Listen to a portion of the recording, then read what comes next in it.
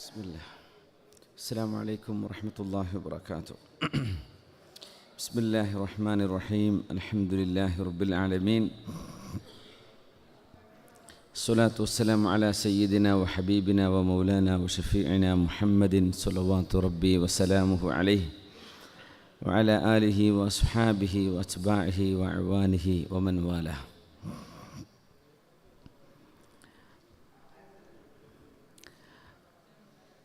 My dear brothers and sisters in Islam, we continue to explore the inner meanings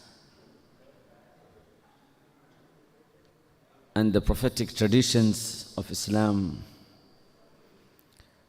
which will help us to mold our behavior and shape our character and our personalities.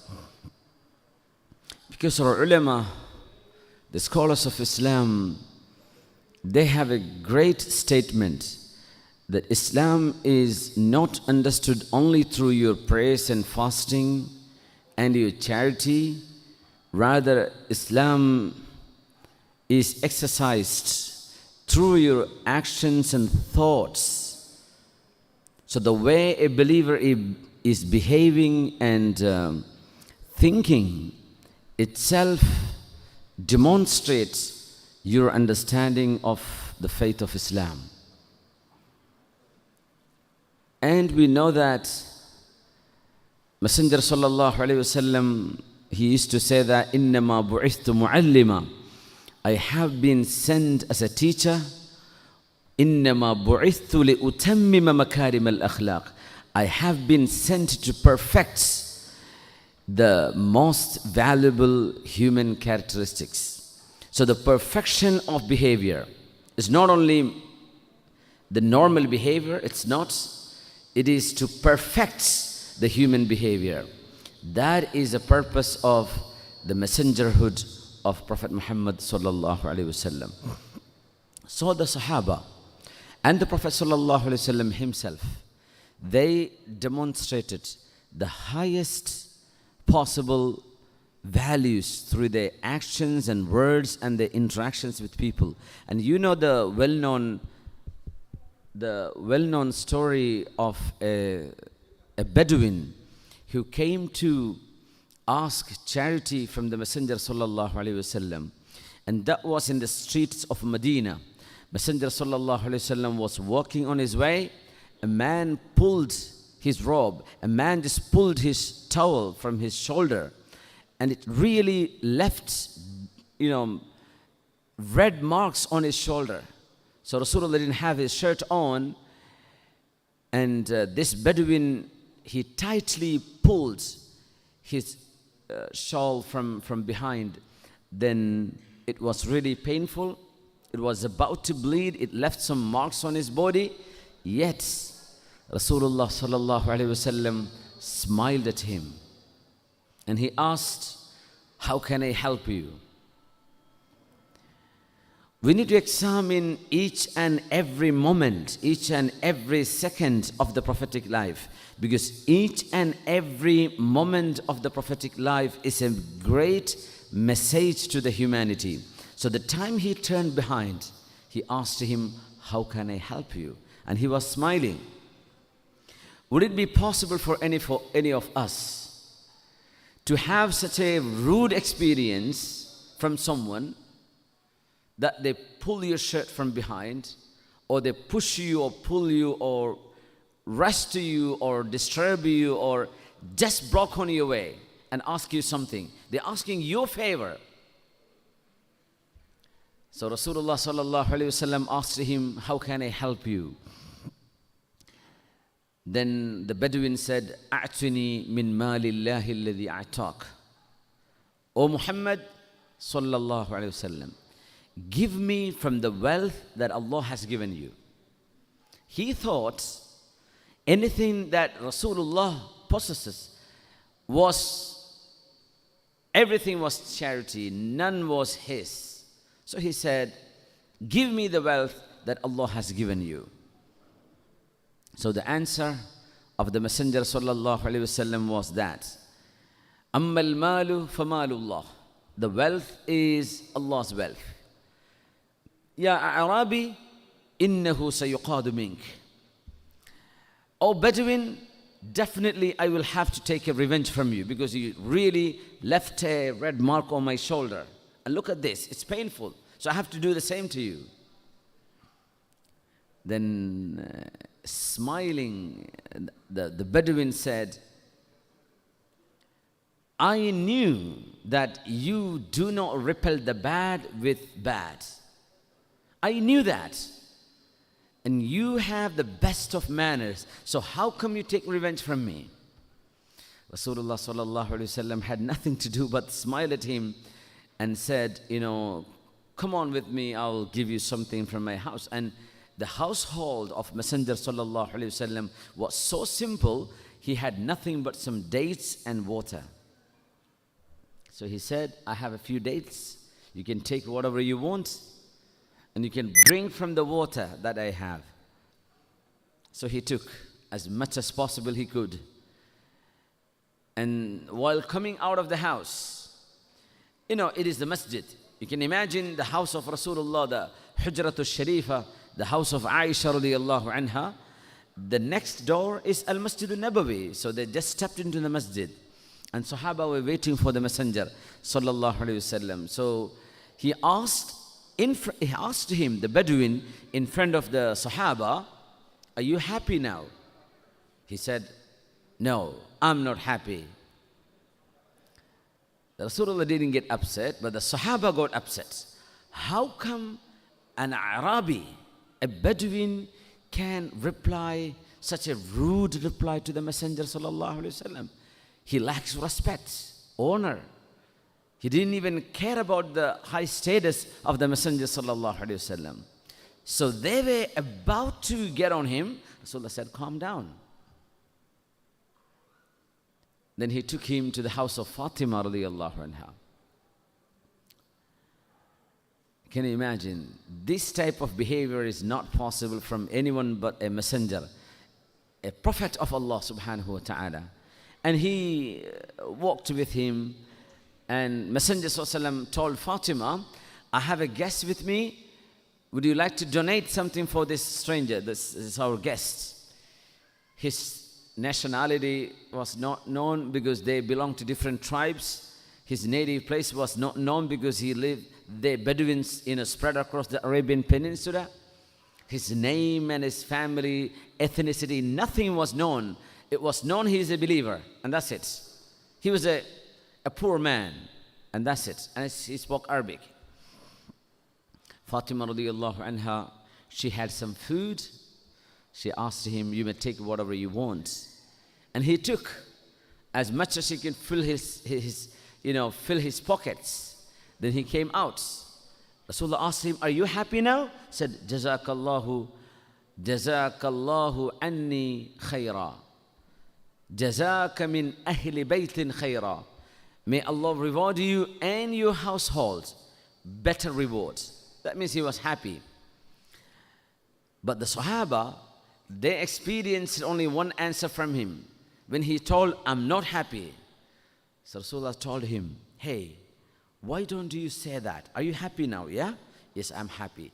Why don't you say that you're happy in front of my companions? Because they had a little bit of resentment in your heart. Because the time you told me no, you were not happy because I couldn't give you more. So they felt it in a bad way. So please, is it possible that you say I'm happy in front of them, in front of the public? So of course I'm okay for that. So Rasulullah took him to the masjid and he asked him. He told the Sahaba, oh my companions, this man, when I had nothing to give him except a few dates, he was not happy, and that made you really sad and upset. And now I have given him more from my daughter's house, and he's extremely super happy now. Would you like to hear that from him? They said, of course, yeah. So, are you not happy now? Jazakallahu min ahli baytin wa ashiratin khayra. Then Rasulullah sallallahu alaihi wasallam said, this is better that you leave this company with a clean heart. And Sahaba has no hatred, no resentment upon you, and you are happy, and let that be known to the public that you are happy. وَإِنَّكَ لَعَلَى خُلُقٍ عَظِيمٍ. Messenger sallallahu alayhi wasallam, you have the utmost beautiful character. Imagine this type of an experience happening in our daily lives. When you ride on the public transport, for example, or train or flight, there will be people jumping in the queue and disturbing you, or occupying your seat, or misbehaving to you. Would you be able to showcase that patience and perseverance and tolerance? This is your religion. Islam is portrayed through your character. This is called hilm, forbearance, patience, tolerance. Because we all human beings, every one of us has a different character, a different taste, a different viewpoint, a different way of thinking, and different way of interpreting things. That is normal. So criticism is normal in life. You cannot make everybody happy. That's not possible. As long as we're human beings, it's not possible to make everybody happy, to make everybody convinced, to make everybody love you and respect you. That's not possible. We are human beings, and people have different way of thinking. The only way to solve that puzzle is to show tolerance. When someone criticizing you, you say, that's all right, it's good for you. If someone repeating the same and again, oh, you might be right. Again accusing you, blaming you, you can say, I don't know, I can agree with you. You know, these type of terms and sentences, if you just twist in your wording, in your statements, you can avoid a clash. You can avoid some chaotic situations. You know, this is the teaching of Rasulullah sallallahu alaihi wasallam, and he used to say that al-hilmu bit-tahallum, al-ilm bit-ta'allum. Hilm means patience. Hilm is perseverance, and that comes through practice. You have to get a punch from your little son or daughter, and you bear patience with that, because after all, that's your child. Okay? So you get used to teach yourself patience. Something happens from your own family members, and you bear with that. You know, after all, they are your family. Then take to the outside. You know, someone hurts you, disturbs you. Take it easy. Take it easy. Umar ibn Abdul Aziz, radiyallahu ta'ala an, one of the great Khalifa in the Islamic history. He was known to be the second Umar after Umar ibn Khattab radiyallahu anhu. So he was walking in the masjid at night, and the light was put off. There was no light. It was dark inside the masjid at night. And he had his army, his not bodyguards, they didn't have bodyguards, that his own, you know, friends and people of his acquaintance, they were with him. So they walked into the masjid. Suddenly, the lights put off. Maybe some wind blew or something. So a man was lying on the ground. By mistake, Umar bin Abdul Aziz radiyallahu anhu, he hit his leg. So the man immediately asked. He knew that it is Umar bin Abdul Aziz, or a VIP coming in.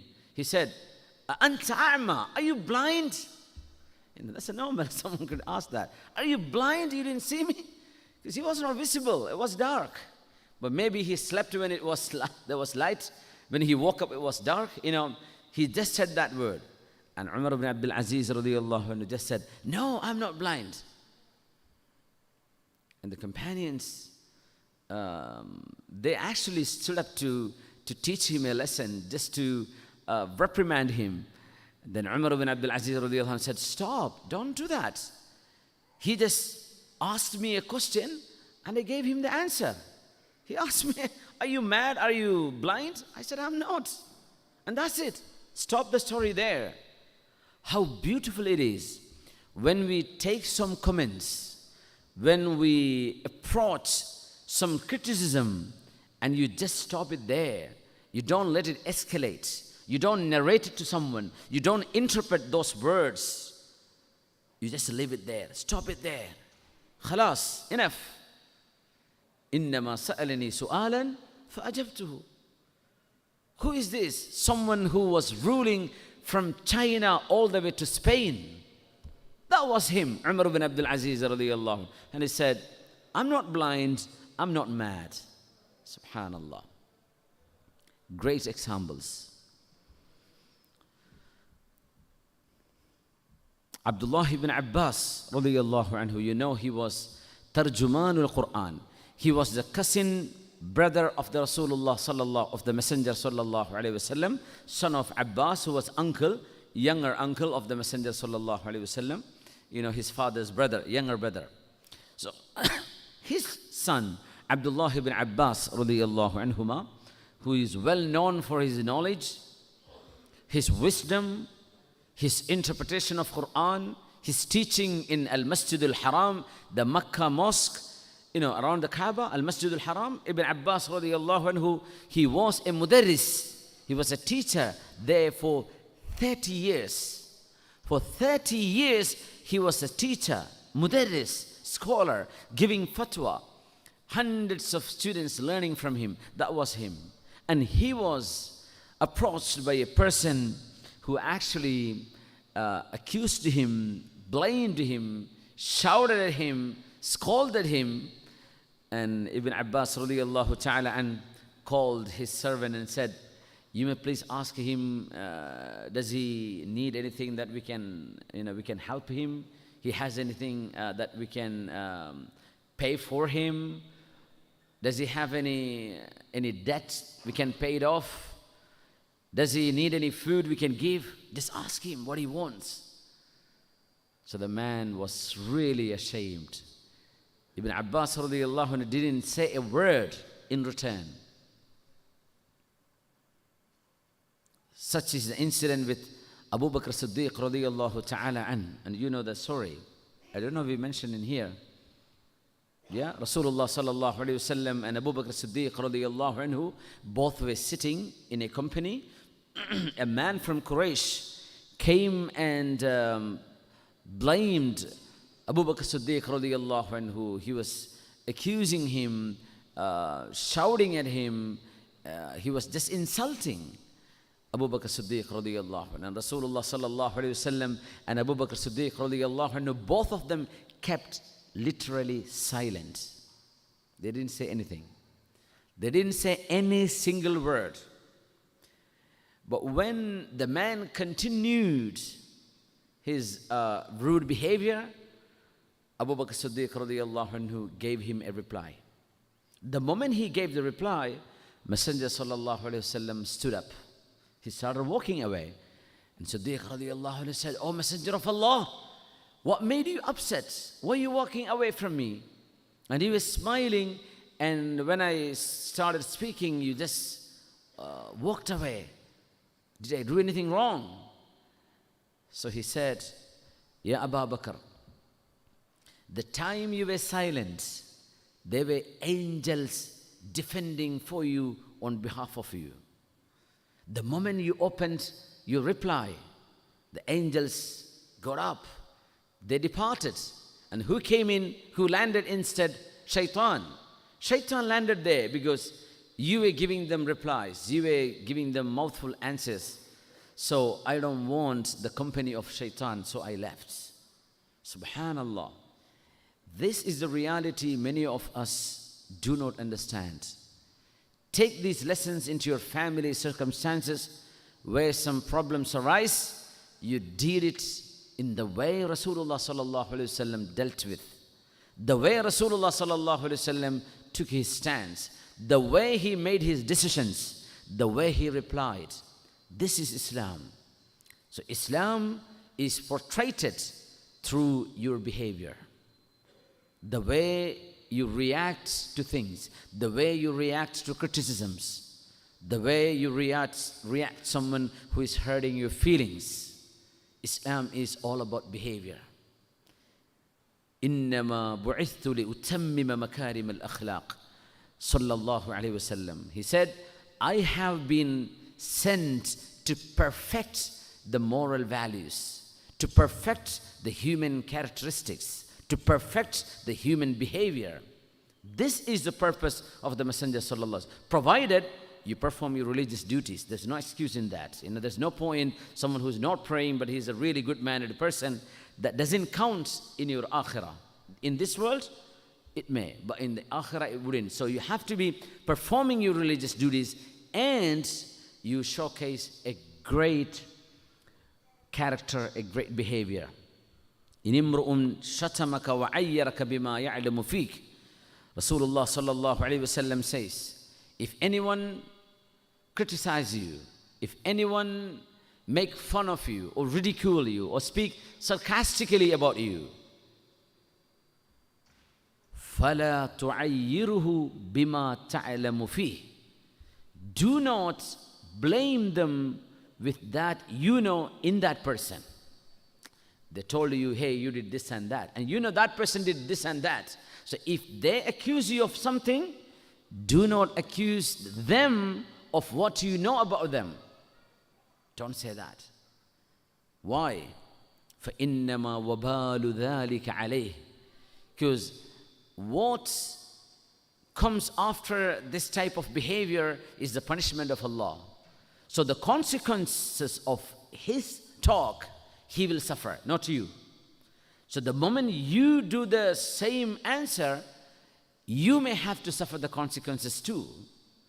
So after all, patience is never a failure. It is not. Patience is actually the strength. لَيْسَ الشَّدِيدُ بِالسُّرْعَةِ.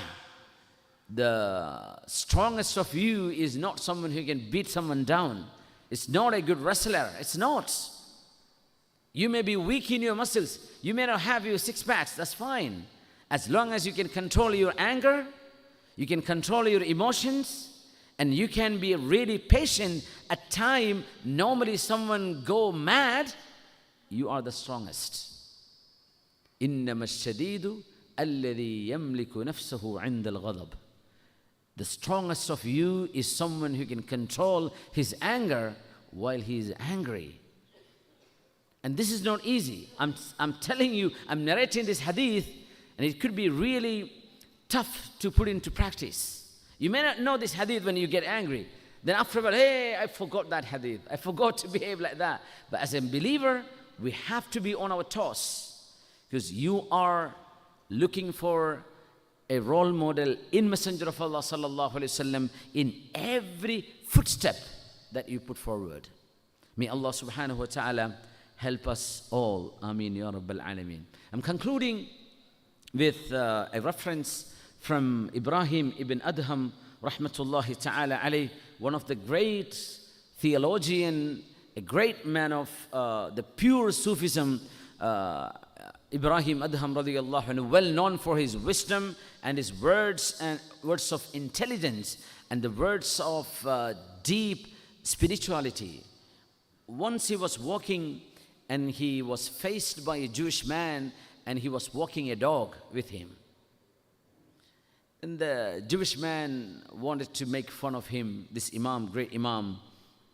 And he said, Ya Ibrahim, لحيتك أطهر أم ذنب هذا الكلب. What does that mean?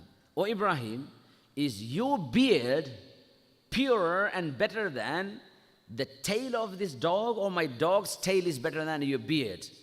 Look at that question. How painful it is being asked to a great man who actually left all of his luxuries behind. He was a prince actually. Then he turned to be a really pious, righteous, upright mu'min. And he was a leader, he was a master of many hundreds of students across the world. And this was, he was asked, is your lihya, your beard, better or purer, or the tail of my dog? And he has a dog in his hand. What would you do? What would be your answer? As human beings, we all react, yeah? we react emotionally. How do you know someone is religious?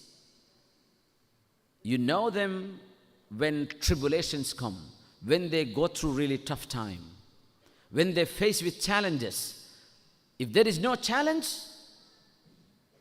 the stronger and weak will not be known. Nobody knows who is weak, who is strong. And now, what do you expect? What would be the answer of Ibrahim Adham, rahmatullahi ta'ala alayh? He said, "O Yehudi, I appreciate your reference, your comment. If I am in Jannah, in the hereafter, if I get to go to Jannah, to the paradise in the hereafter, definitely my beard is better than the tail of your dog.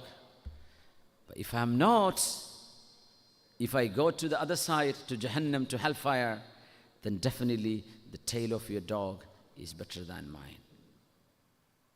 Yehudi was shocked. He said, "Is this Islam? Is this kind of marvelous wisdom being, nourished in the Muslim minds?" MashaAllah. He said, "Wallahi ma hadihi illa akhlaqul anbiya." This is behavior of prophets. Only prophets of Allah can say these answers. فَأَسْلَمْ. He said, "Ashhadu an la ilaha illallah wa ashhadu anna Muhammadan Rasulullah." I testify there is no God worthy of worship except Allah, and Muhammad sallallahu alaihi wasallam is his mighty messenger. So, لَأَنْ يَهْدِيَ اللَّهُ بِكَ رَجُلًا وَاحِدًا خَيْرٌ لَكَ مِنَ الدُّنْيَا وَمَا فِيهَا. If you were able to guide someone into the right path, that is better for you than each and every dirham, dollar, pound or euro or penny or rupee, whatever you want to earn. A man getting guidance from you is better than the entire wealth you can accumulate from this world. It was told to Imam Ali ibn Abi Talib radiyallahu anhu, "Ya Ali, la an yahdi Allahu bika rajulan khayrun laka min ad-dunya wa ma fiha." So, guide them through your character. So, we all work abroad. We are expatriates here. As Muslims, we are representatives of Islam. So, when you work in your company, try to be sincere at most, to the maximum capacity possible. Be sincere. Be truthful and honest. We are not cheaters. When you cheat, they will make a picture. Muslims do this. Could be that it's a minority do that. And you should be trustworthy. You should be telling only truth, even if that truth is bitter. And you should be trusted by your employer. So you showcase the beautiful face of Islam through your character. So you become the pride of your company, pride of this ummah, and pride of the Ummat Rasulillah sallallahu alayhi wa sallam. May Allah subhanahu wa ta'ala help us behave in the way that Rasulullah sallallahu alayhi wa sallam taught us to behave.